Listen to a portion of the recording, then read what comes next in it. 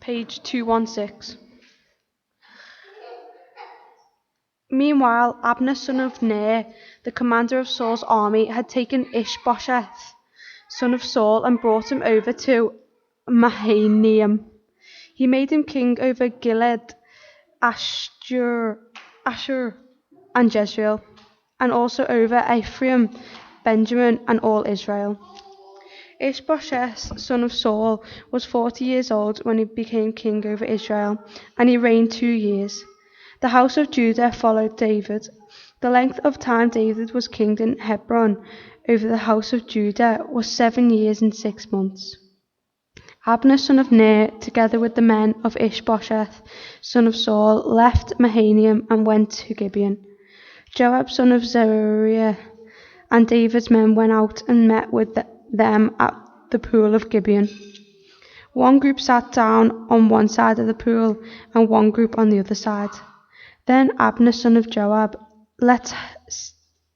Abner said to Joab, "Let's have some of the young men get up and fight to hand in front of us."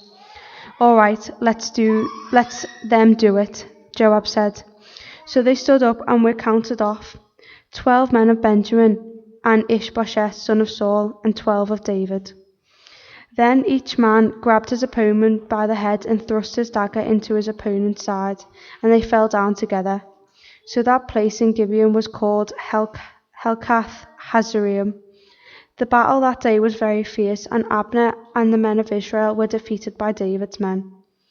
The three sons of Zeruiah were there, Joab, Abishai, and Ashel. Now Ashel was fleet-footed as a wild gazelle. He chased Abner, turning neither to the right nor to the left as he pursued him. Abner looked behind him and asked, "Is that you, Ashel?" "It is," he answered. Then Abner said to him, "Turn aside to the right or to the left. Take on one of your young men and strip him of his weapons." But Ashel would not stop chasing him. Again Abner warned Ashel, "Stop chasing me. Why should I strike you down? How could I look your brother Joab in the face?" But Ashel refused to give up the pursuit. So Abner thrust the butt of his spear into Ashel's stomach, and the spear came out through his back. He fell there and died on the spot. And every man stopped when he came to the place where Ashel had fallen and died. But Joab and Abishai pursued Abner, and as the sun was setting, they came to the hill of Ammah, near Giah, on the way to the wasteland of Gibeon.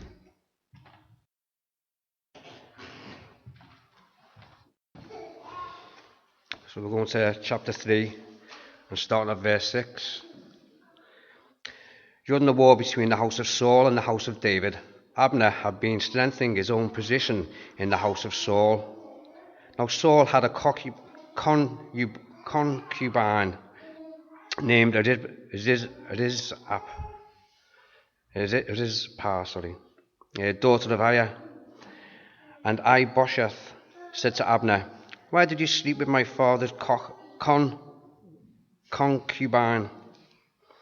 Abner was very angry because of what Ishbosheth said, and he answered, "I am a dog's head on Judah's side. This very day I am loyal to the house of your father Saul, and to the family and friends. I have handed it over to David. Yet now you accuse me of an offense involving this woman. May God deal with Abner, be it very so severely, if I do not do for David what the Lord promised him on oath, and transfer the kingdom of the house of Saul and establish David's throne over Israel and Judah from Dan to Beersheba." Ishbosheth did not dare to say another word to Abner because he was afraid of him. Then Abner sent a message on his behalf to say to David, "Whose land is it? Make an agreement with me, and I will help you bring all Israel over to you." "Good," said David, "I will make an agreement with you. But I demand one thing of you. Do not come into my presence unless you bring Michal, daughter of Saul, when you come to see me." Then David sent messengers to Ishbosheth, son of Saul, demanding, "Give me my wife Michal, whom I betrothed to myself for the price of 100 Philistine foreskins. So Ishbosheth gave order and had her taken away from her husband Paltiel, son of Laish. Her husband, however, went with her, weeping behind her all the way to Bahurim. Then Abner said to him, "Go back home." So he went back. Abner conferred with the elders of Israel and said, "For some time you have wanted to make David your king.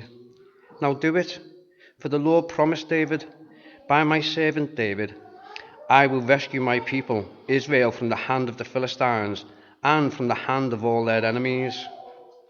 Abner also spoke to the Benjamites in person. Then he went on to Hebron to tell David everything that Israel and the whole house of Benjamin wanted to do. When Abner, who had 20 men with him, came to David at Hebron, David prepared a feast for him and his men. Then Abner said to David, Let me go at once and assemble all of Israel for my lord the king, so that they may make a compact with you, and that you may rule all over that your heart desires. So David sent Abner away, and he went in peace. Just then David's men and Joab returned from the raid and brought with them a great deal of plunder. But Abner was no longer with David in Hebron, because David had sent him away, and he had gone in peace. When Joab and all the soldiers with him arrived, he was told that Abner, son of Ner, had come to the king, and that the king had sent him away, and that he had gone in peace. So Joab went to the king and said, "What have you done? Look, Abner came to you. Why did you let him go? Now he is gone. You know Abner, son of Ner, he came to deceive you and observe your movements and find out everything you are doing." Joab then left David and sent messages after Abner, and they brought him back from the well of Sirah. But David did not know it. Now when Abner returned to Hebron, Joab took him aside into the gateway, as though to speak with him privately, and there avenged the blood of his brother Asahel. Joab stabbed him in the stomach, and he died. Later, when David heard about this, he said, "I and my kingdom are forever innocent before the Lord concerning the blood of Abner and son of Ner. May his blood fall upon the head of Joab and upon his father's house. May Joab's house never be without someone who is running sore or leprosy, or who leans on a crutch, or who falls by the sword, or who lacks food." Joab and his brother Abishai murdered Abner because he had killed their brother Asahel in the battle of Gibeon. Emma and Tom are here. Emma has come bearing the two things that every bride should bring to church the day after her wedding: a can of Red Bull and cake. So we're glad you're here. I think Jane has disappeared. Didn't Jane do them? Oh no, you're there. Jane, you did an amazing job with that food yesterday. You could have fed the 5,000 and then some beside, and that was amazing. Brilliant. Thank you to everybody who helped out, did their bit. We haven't finished yet, people. We haven't finished until it's all put back to normal. So make sure you're not rushing off. If you do want to eat any of that scran out there in the kitchen, don't even touch a bite until you've done your bit. Vi, I'm expecting you to carry a table. Okay? Brilliant. Have you got that bit of the Bible open? 2 Samuel. I love this. It's so messy. It's a mess, people. Let me pray as we begin. Lord, help us dig our way through this mess, that we may see the glory of your name lifted up, the purposes of your kingdom fulfilled, and your grace abounding. Help us to see more of who we are. Help us to see more of how much we need Jesus. And help us to bind our hearts to his purposes. For we ask in his name. Amen. So I've called this the real Game of Thrones. Because that's what it is, isn't it? You think the drama that's been playing out in season 8 that has just finished and all the social media hype that's gone around it is pretty big. This one is even more messy people. And this is the thing, when you play the Game of Thrones, it's all about one thing. One thing and one thing only. With whom does your loyalty lie? Now, loyalty is about trust. You will connect yourself and attach yourself to the one whom you think can deliver and is trustworthy. And as we go through these 2 chapters, we're being asked the question, where will we attach our trust and our loyalty?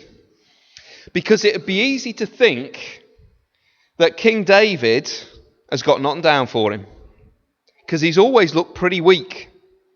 And these few chapters here, Saul is now dead. We saw that last week. The funeral has happened. That happened in chapter 1. We're just jumping over that. And it'd be easy to say, well, why is it then that the Lord, because it'd be easy for him to do, doesn't just install David as king over all of Israel immediately? Why does he give us 7.5 years where David is not being recognised and the fullness of the promises of God's appointed king and anointed king haven't come to full fruition? But that's the same question that you and I ask all the time when we look around and see so many empty spaces in our church building. And it's the same question that we ask when we're like, why hasn't more people come and recognised Jesus? Because the Lord in his wisdom and in his sovereignty is teaching 3,000 years before Jesus that his king will appear weak for a while. And as his king appears weak, will you be loyal? Or will you follow another regime? As the Game of Thrones is played out, who are you going to stick with? Now, you guys on the front row get asked this every day, don't you? This one's so important for you, isn't it, Ruth?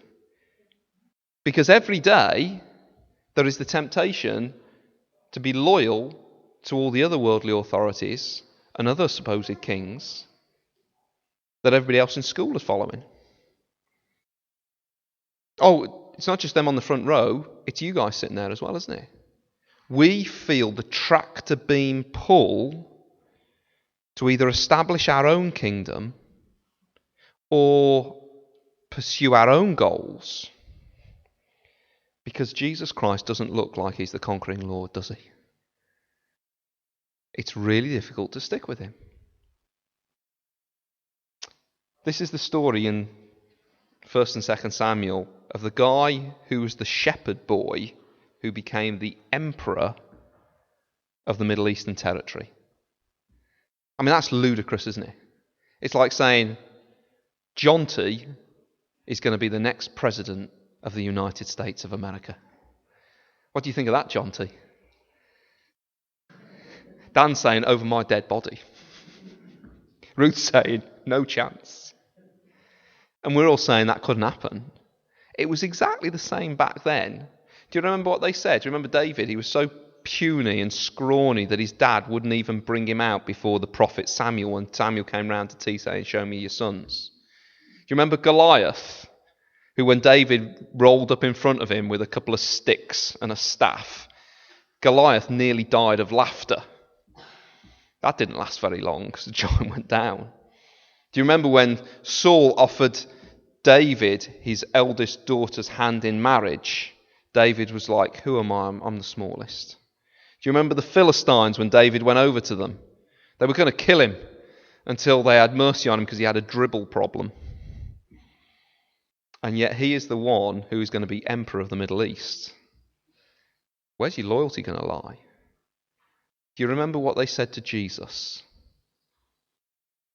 As with blood and sweat and grossness he hung on a cross and people walked by and said, he saved others.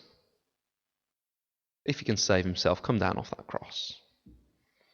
Every day we're playing the Game of Thrones. And to help us to see how to play it badly, we get presented with a guy called Abner. Turn up your Bibles and look at chapter 2, verse 6. Let me just actually take you back just a little bit. David has sought the Lord and he said, shall I go back into the land of Israel? Remember, he was left in a twisted place, Ziklag, very messed up. And he seeks the Lord and he goes back into Hebron, which is a historical place. It's the place where Abraham was buried. It's the place that is the hope of the nation. And he goes there and he takes up residence, and the Philistines are all around because they've occupied some of the lands. But now in this period of about 7.5 years, there's all kinds of nonsense. Some of the northern tribes are now ruling themselves because Saul, their king, he's come to a horrible sticky end. But then you read of Abner, who is related to Saul and is the general of Saul's army. Now Saul has gone. Saul's 3 most powerful sons have gone. They are rulerless. Some of the tribes are like looking out for themselves. But at some point during that season, Abner says, I'm going to be the kingmaker. I'm going to make a puppet king. I'm going to consolidate my power by putting Ishbosheth, the last son of Saul, in the throne over in Mahanaim, and that's over the other side of the Jordan River. So we see in verse 8. Meanwhile, Abner, son of Ner, the commander of Saul's army, had taken Ishbosheth, son of Saul, and brought him over to Mahanaim. He made him king over Gilead, Ashuri, and Jezreel, and also over Ephraim, Benjamin, and all Israel. So do you see what Abner is doing? It all sounds reasonable. The king has gone. But what he's doing is he's building an opposing force to David. And you can say, who could blame him? But just flick forward, chapter 3, verse 10. What does it say? Spoken by the voice of Abner himself. Chapter 3, verse 10. May God deal with Abner, be it ever so severely, if I do not do for David what the Lord promised him on oath, and transfer the kingdom from the house of Saul and establish David's throne over Israel. What does Abner already know about who the real king is? What does Abner know? He knows it's David. And what does he go and do? Sets up an opposing, rival, rebellious kingdom. What could he have done? He could have got on board with what he knew the Lord was doing through David all along. Can I remind you, he's related very closely to Saul, which means that he was Saul's right-hand man. So he watched Saul's rise, disobedient, then demise. He watched what happens to a life that sets up an opposing kingdom to the true king. What was he thinking? How did he think this would end? But let's be really clear. Abner is not interested in seeing Ishbosheth have any level of power. He just sees him as a puppet king who he can use. And I want you to notice that he is aggressive in the way that he does this. Let's keep reading, okay?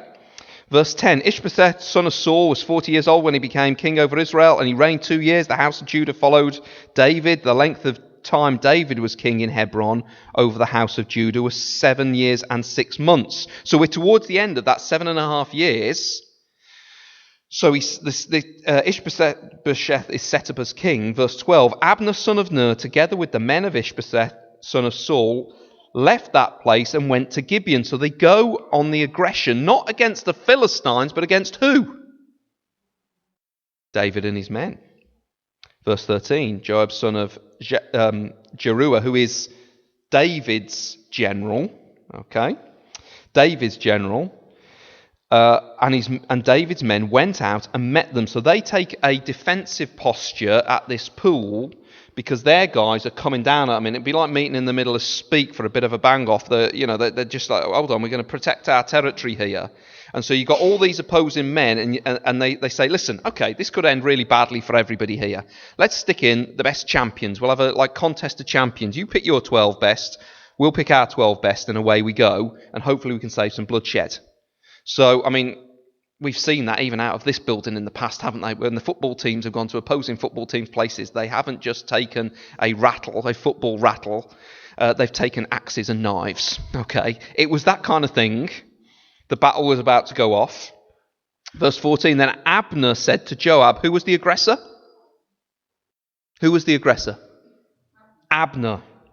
Let's have some of the young men get up and fight hand to hand in front of us. All right, let them do it, Joab said. So they stood up and were counted off, 12 men for Benjamin, and Ishbosheth, I've got to get that out, son of Saul, and 12 for David. Then each man grabbed his opponent by the head, this is really pleasant, and thrust his dagger into his opponent's side, and they fell down together. So that place in Gibeon was called Helkath Hazurim, and it turned into a massive battle. So this wasn't last man standing, because none of them were standing, and then it turned into a free-for-all. No bloodshed was spared, and the battle is absolutely raging. Who caused it? Abner, because of his power games. Because Abner was all about Abner. He is the leader of the movement of self-actualization. He has his motives, his desires, his ambitions. He knows the way he wants his life to be, and he doesn't care the collateral damage along the way. Sodom, he says. In fact, later on, something plays out first, which I'll come to in a minute. Later on, there's this little interaction at the end of the chapter about when they slow down the battle, and there's confusion over the translation at the end. But I think the translation at the end that is the one that fits with the passage is basically them turning around and saying, if you hadn't kicked all this off, all these men wouldn't have died. Because Abner only backs out of his plan when he's backed into a corner and he knows he's going to get slaughtered. But notice, we need to remember something. And it's found in 1 Samuel chapter 2, verse 10. Turn it there. Do you remember Hannah's song? And Hannah's song is like the blueprint for the rest of the story. It sort of tells us the way the Lord rolls and how everything works out in the end. And it's sort of a song to tell you about how to face current situations knowing the end. Somebody read for us verse 10. Somebody read for us verse 10. 1 Samuel 2, verse 10. Just say that really loudly for us. Those who oppose the Lord will be shattered. He will thunder against them from heaven.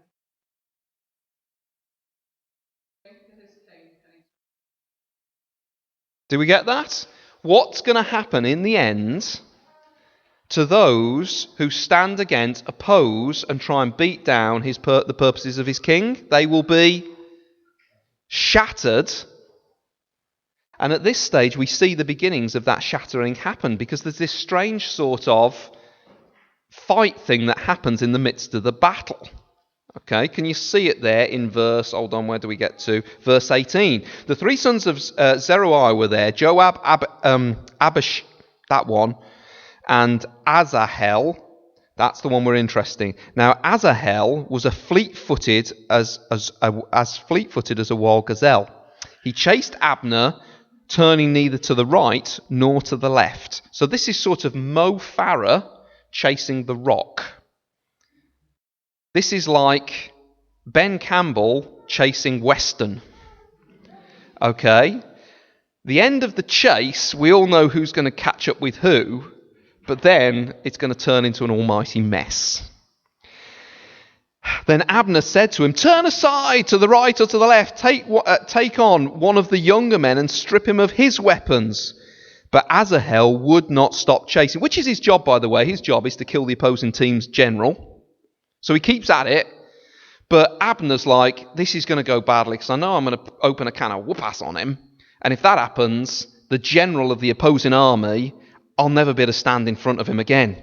In fact, it says, verse 22, again Abner warned Asahel, stop chasing me. Why should I strike you down? How could I look your brother Joab in the face? So he's not bothered about Asahel. He's more bothered about, oh dear, this is going to put me under. I don't want Joab on my case because he's a hard dude. He's tough. Don't want that happening.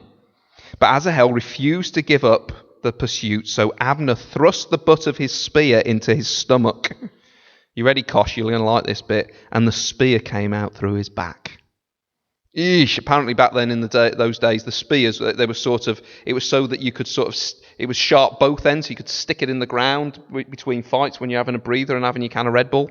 You just like that, and that went straight through. You didn't bring a spear with you, did you, Emma? No, okay, just good check. Okay, just checking.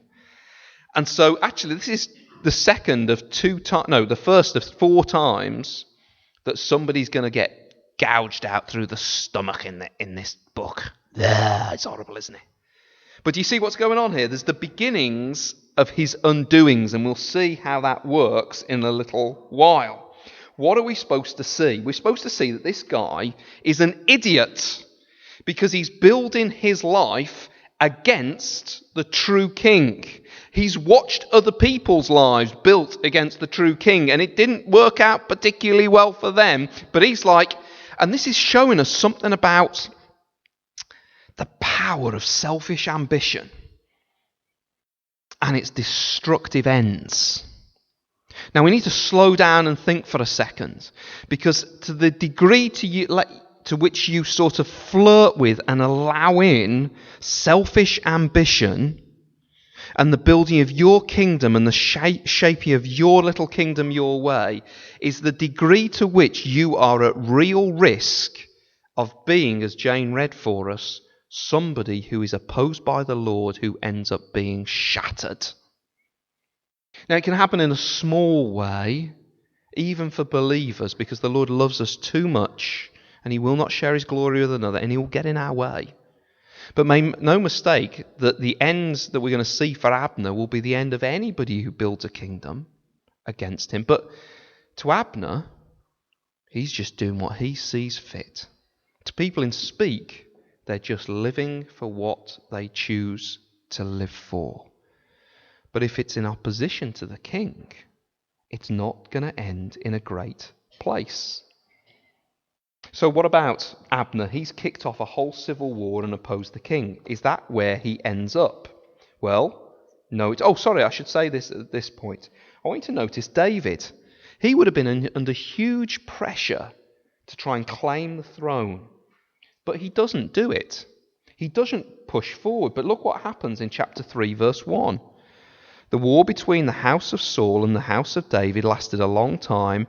David grew stronger and stronger, while the house of Saul grew weaker and weaker. Then there's that strange bit about all those sons and all those wives, which we have not got time to get into, except for the fact all you need to know was David was trying to consolidate by political power in that moment, and he shouldn't have been going there. Political power is seen in marrying wives from multiple tribes, which is expressly forbidden in Deuteronomy chapter 17, but we haven't got time to talk about that right now. Abner is grasping, but we'll see what happens to David a little bit more. Let's keep moving on with Abner. So Abner changes tack when he realises that everything's going pear-shaped. Look at chapter 3, verse 6. During the war between the house of Saul and the house of David, Abner had been strengthening his own position in the house of Saul. So had he been? Was he loyal to Ishbosheth? No. Who was he strengthening? Whose position was he strengthening? Abner's. Remember, Abner is about Abner. When push comes to shove, he's building his kingdom.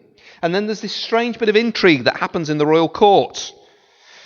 Now, Saul had a concubine, sort of like a mistress, named Rizpah, daughter of that one. And Ishbosheth said to Abner, "Why did you sleep with my father's mistress, concubine?"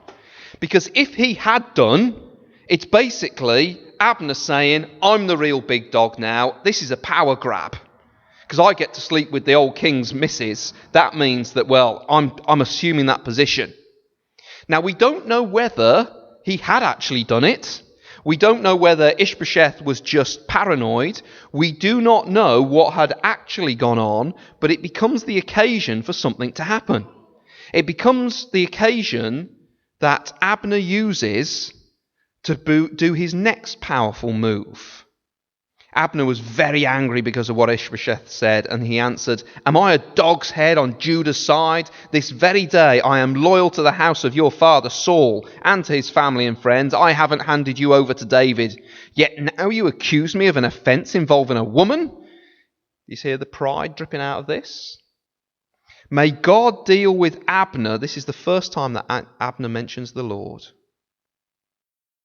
May God deal with Abner, be it ever so severely, if I do not do for David what the Lord promised him on oath, and transfer the kingdom from the house of Saul and establish David's throne over Israel and Judah from Dan to Beersheba. And Ishbosheth did not dare say another word to Abner because he was afraid of him. So this is Joab's new tactic. Notice what Joab does that adds to his sin. Not only has he said, I'll build up an opposing kingdom to the Lord until it suits me so that I can get more power. What he now does is he says, do you know what? I know actually in the back of my mind that God is supposed to be in charge of all things and that he's going to bring in this throne. And I'm now going to come along, and because it suits me, I'm going to help God get done what he always said he would do. Can you hear the pride dripping in the midst of this? And Ishbosheth is understandably scared stupid by this. Verse 12, then Abner sent messengers on his behalf to say to David, whose land is it? Make an agreement with you, and I will help you bring all Israel over to you. What has David been learning up to this point all the way through? Who is the only one who establishes the throne?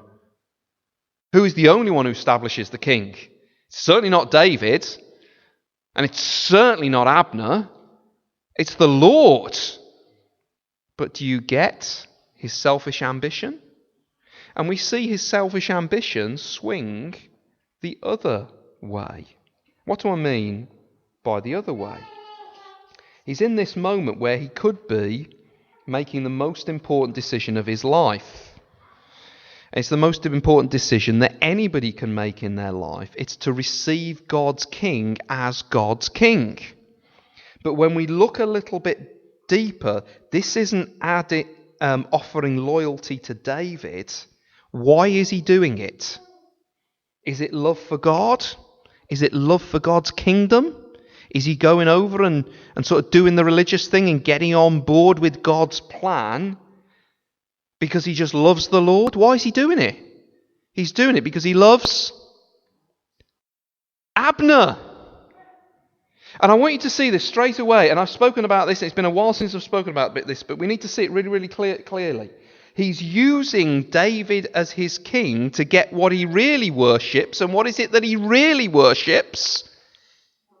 Himself. Now I want you to get this. There are two ways for us to rebel against God, and we see both of them in Abner's life. Way number one is to go full-blown, build your own kingdom, and I'm in charge, and I'll pursue mine, and I'll do it actively hard against the true living king. And there are many people many people that we know, and there's many ways in which we will have done this. We will set up an opposing kingdom. But there is a second way to rebel and reject the true king. It's by doing the religious thing. It's by coming on and using him to get something that you want. Both of them have the stench of rebellion about it. Which one do you think is the greatest temptation to us in here? One or two? Do you get that? You can rebel against God by being utterly irreligious, but you can rebel against God by being religious. You can rebel against God by being very, very bad, but you can rebel against God by being very, very good. They may look very different, but it's got the same selfish motive underneath, that ultimately your loyalty lies with who? Yourself. Are we getting this? It's very vivid. It's a mess, isn't it? And Abner is that mess. And who doesn't feature on his radar unless it benefits him?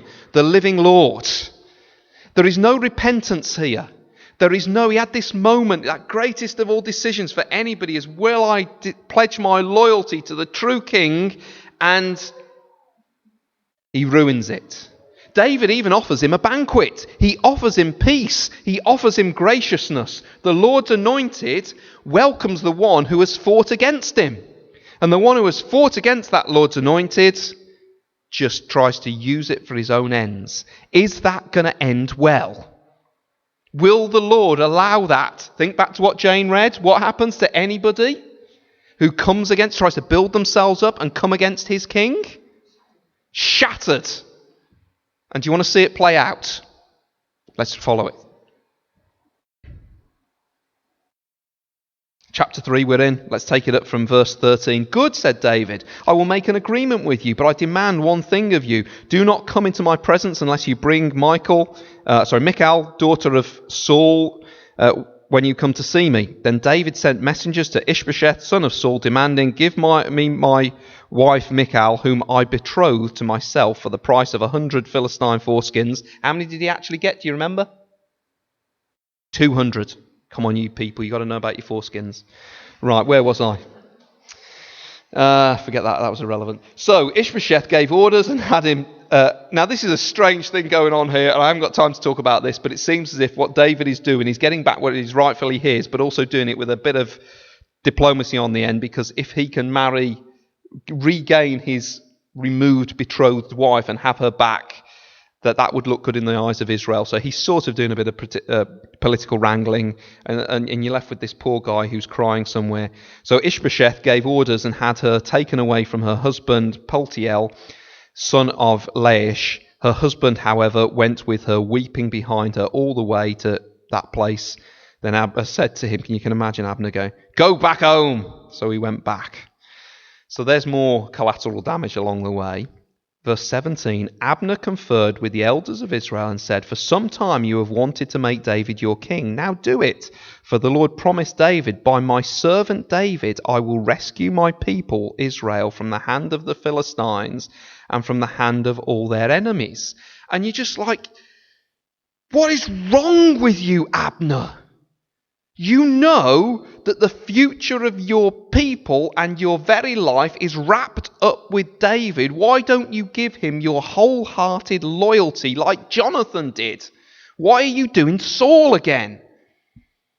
That should warn us against how deceitful our hearts and desires and motives can be.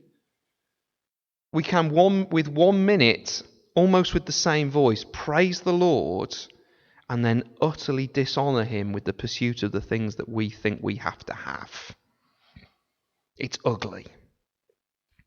Abner also spoke to the Benjamites in person. Then he went to Hebron to tell David everything that Israel and the whole house of Benjamin wanted to do. When Abner, who had 20 men with him, came to David at Hebron, David prepared a feast for him and his men. Then Abner said to David, Let me go at once and assemble all Israel for my lord the king, so that they may make a covenant with you, and that you may rule over all that your heart desires. So again, he's trying to be kingmaker, and he's pursuing his plan. Now, of course, there's a problem there as he establishes himself as the king's new right-hand man.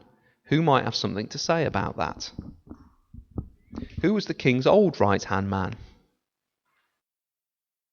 What had Abner done to Joab's brother? Killed him in battle.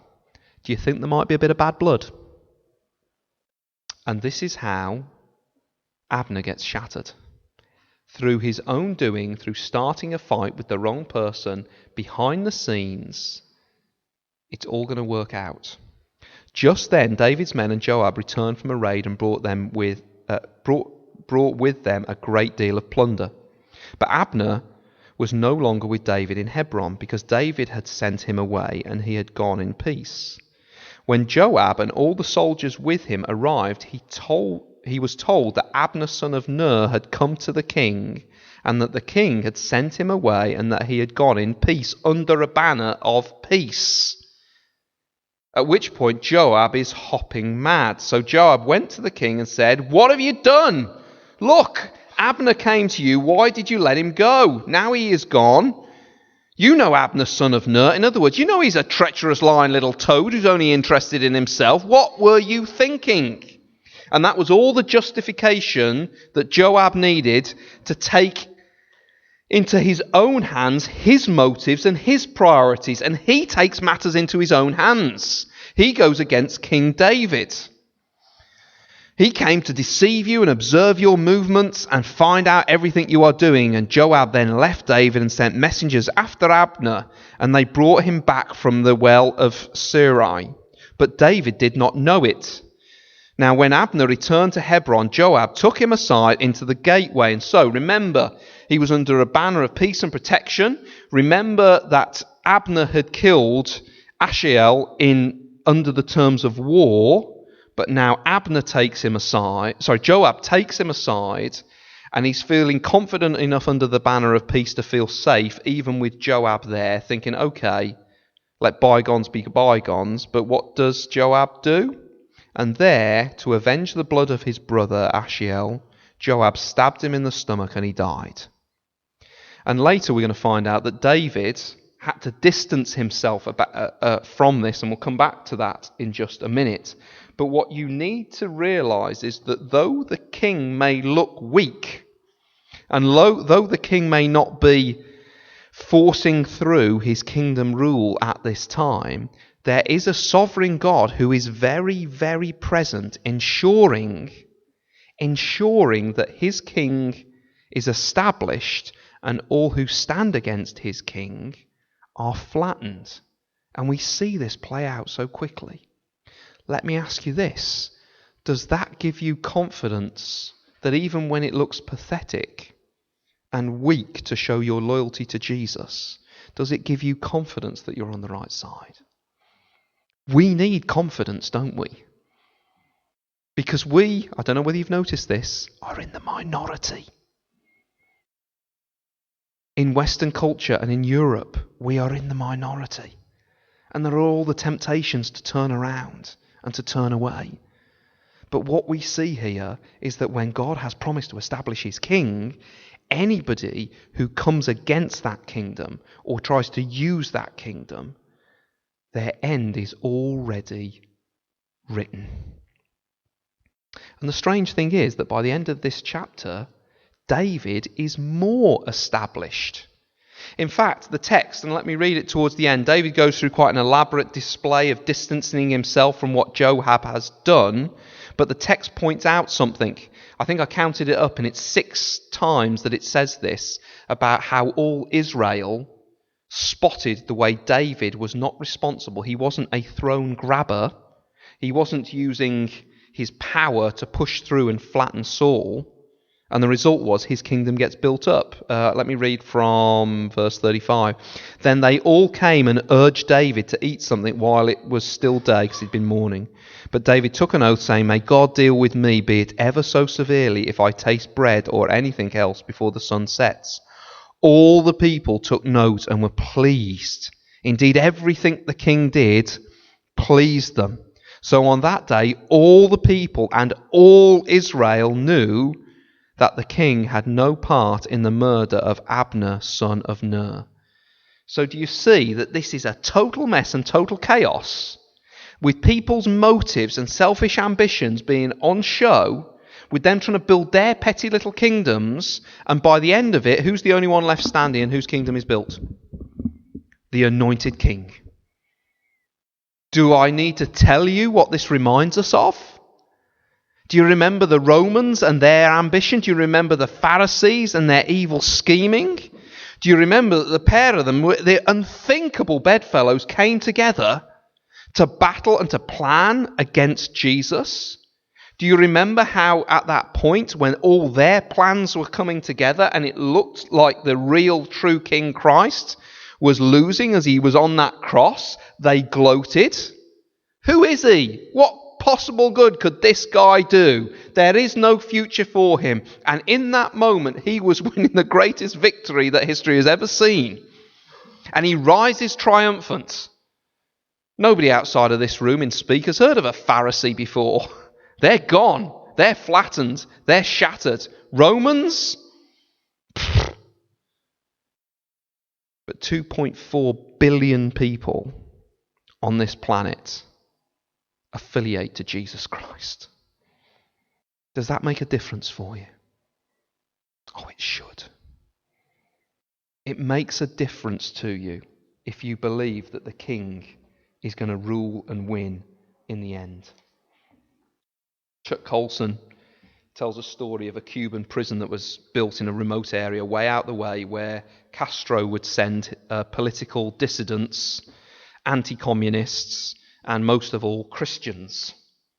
He filled them up. It was built in the 1930s. It was an absolute dump, that prison. And in the 1960s, Castro filled it all up. And the communist political people were generally quite quiet. They knew that they needed to be, because on a nightly basis there would be executions just to clear out the prison. But the ones who were a little bit more noisy and a little bit more bold and would not submit under torture to renounce their ways were the Christians. They kept on saying that Jesus Christ is King. And at night they would take out, and those who wouldn't conform under torture were taken out, and they would be executed. But when those Christians were taken out to be executed at night, a cry would be heard by the other prisoners. Viva Christore. Long live Christ the King. Then there would be the gunfire, and everything would go quiet.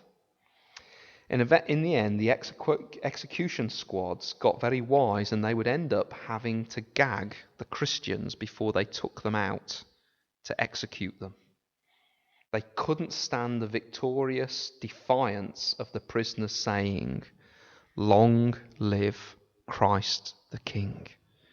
Do your worst to us, but he isn't weak." All of the future of his people is tied up in who he is and what he does. His victory isn't in question. And if you want to hurt us, hurt us. If you want to kill us, kill us. If you want to tempt us, tempt us. But my loyalty in this game of thrones is to Jesus Christ and his kingdom. For God has promised that it will stand, it will not fall, and even the gates of hell can do nothing against it. Jesus Christ, long live Christ the King. It certainly made a difference to those guys. We need to encourage one another and remind one another how it must make a difference to us. Does that sound right? Let's sing about that glorious cause right now.